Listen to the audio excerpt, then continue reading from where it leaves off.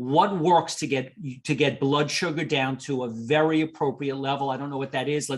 Maybe that's under 100, or maybe even lower. What do you do, and does it work? In other words, if someone comes to you, advise them on how to get their blood sugar down, and then you follow up with them. Are you always able to get it down, or are there some cases where even someone eating healthy, their blood sugar is stubborn and they stay in a pre-diabetic or diabetic state? Well, I will say, number one of the things that I am super thrilled about are these new continuous monitor systems that they have now, so that people can essentially monitor their blood sugars continuously in real time without having to poke themselves, because now you can do almost moment by moment monitoring. But the key here is that the patient has to be motivated to want to bring their blood sugar down. So in these instances, I talk to them about, and we're assuming that we're talking about a type 2 diabetic where the issue is insulin resistance and not the total lack of insulin. I talk to them about insulin resistance and how food choices impact insulin resistance, and that if they are really serious about getting the diabetes under control, they've got to make different food choices.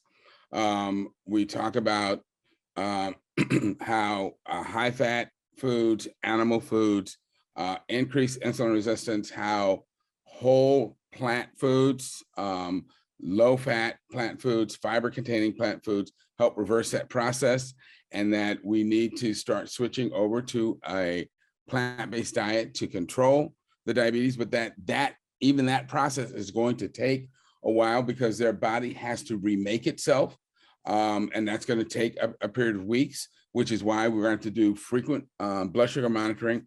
But the fact is, you cannot repair fire damage to a house while the house is on fire. So while we're trying to bring these sugars under control, we're going to still need to use medications. But as their body is becoming more sensitive to the insulin as they're converting to this plant-based diet, we will be able to start weaning those medications off, which again is why we need to do the frequent blood sugar measurements, so that we know when to start cutting back and cutting out the medications again, as the plant-based diet is starting to become more effective. So that's the method I try to use with patients. What I do a lot of, is it's frustrating because a lot of times patients will come and they've already seen the diabetic educator who's already told them chicken and fish, low-fat dairy products, count your carbohydrates, you can't go that many carbs, carbs are bad, all this stuff like that. So they already have this in their mind. And then they come to me and I'm like, okay, well, that's not ideal for heart health. 70% of diabetics die from heart disease. We need to focus on heart health. The American, and I lean on the science, and I'll say, listen, the American Diabetic Association does have a statement. It's based on Neil Barnard's study, where he did a randomized controlled trial comparing the standard American Diabetic Association dietary plan to a whole food vegan diet that was low in fat, showing that there was superior control. You had weight loss without counting carbohydrates and without counting calories. And the American Diabetic Association has a statement that says that if you choose to go on a 100% plant-based, healthy vegan diet, you don't need to count your carbohydrates and you'll be fine. And it's a successful approach. And I say that's what you want to do to also have heart disease prevention, because it's one thing to lose a little bit of weight and you're still eating, chicken and low-fat dairy and fish, but your cholesterol numbers are still high. You're still causing injury to your arteries. And there's, of course, cancer risk and other stuff with those animal-based foods as well. But if you want long-term health and longevity, prevent heart disease, you got to do the plant-based approach, the whole food plant-based approach. The science shows it works. Here's the study. Here's the American Diabetic Association statement. Let's do it this way. And do you really want to count your carbs all the time? Do you?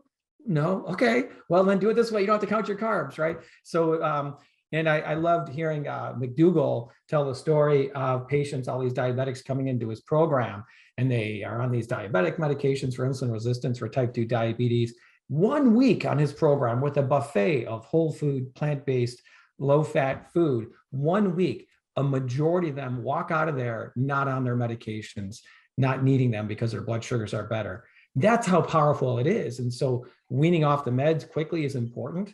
And what's also, again, interesting is that the American College of Cardiology in their hypertension guidelines has a very similar statement that if you follow these lifestyle recommendations, including a whole food plant-based diet, you need to closely monitor your blood pressure, or you'll find out you're over-medicated, your blood pressure will drop, you'll pass out on the ground, and the medicines have to be weaned off quickly. That's how powerful it is when people go all in. This whole thing about counting carbs, I'll never forget learning this in grad school. We had these little food models we were trying to teach our patients, and it was so confusing. Even as someone that was studying this, it was so ridiculous. And I've come to call this whole concept macro confusion. And it's so ridiculous to think that if we are going to micro manage our macros, which is what so many people are trying to do for so many reasons, that it's going to have any kind of benefit. It's absolutely absurd. And I love to go back to that study in 2018 in the Lancet journal, where it said the conclusion was that a low carb diet and a high carb diet increase mortality. Like, what does that even mean? And so it just, everyone's confused, even at a research level, when you start talking about carbs, because a lentil stew would be placed in the same category as, say, a Snickers bar, because the amount of carbohydrates, like they're completely differently metabolized in the body. So macros is like the biggest confusion. And so on a practical level, what does it look like when a client comes to me with hyperglycemia or pre-diabetes or type 2 diabetes? What I do is put them on a whole food plant-based diet, but what you have to do is knock out the saturated fat. You have to reduce the saturated fat a lot. And of course, the easiest way to do that is by cutting out animal products. And of course, you don't want to have, coconut products, coconut oil, all that stuff as well, because that's really high in saturated fat too. But you want to focus on reducing the saturated fat, the animal products, the refined foods, so that they're getting all the fiber and they're going to have a different kind of metabolism of these foods, and just bring the conversation back to food rather than talk about carbs, proteins, fats, and all of that. But it's really important to just focus on whole plant foods, of course. Everyone's going to say that here. We're all on the same page.